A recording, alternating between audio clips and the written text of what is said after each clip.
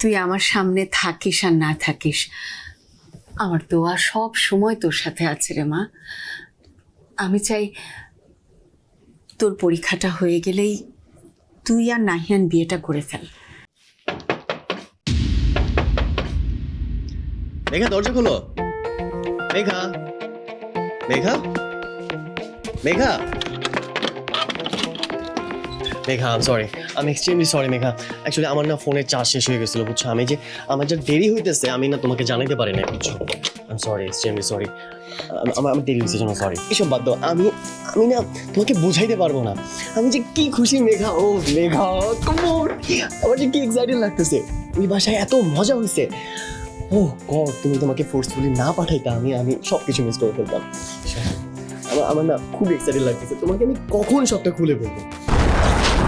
হিউস্টনে rocking tasty, সীমানা ছাড়াও নিজেকে হারাও।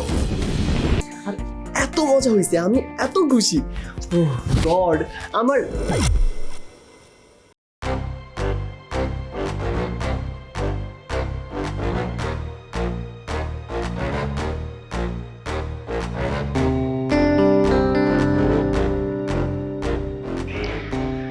আসসালামু আলাইকুম আন্টি, ঈদ মুবারক। আপনি কখন আসলেন? আন্টি আসছে, আমাকে তো বললাম না। এখন কি করব? মাঝে আসছি এতক্ষণ তুই এটাই বলতে চাইতেছিস? আন্টি, এখানের অ্যাড্রেস কিভাবে খুঁজে পেলেন? নাহিয়ান, মাকে আমি কল দিছিলাম। মা যে আসবে সেটা অবশ্য জানাই আসে নাই, কিন্তু শোনো না, মা অনেক কিছু রান্না করে নিয়ে আসছে আমাদের জন্য। রিয়েলি? আমার তো ভীষণ ক্ষুধা লাগছে।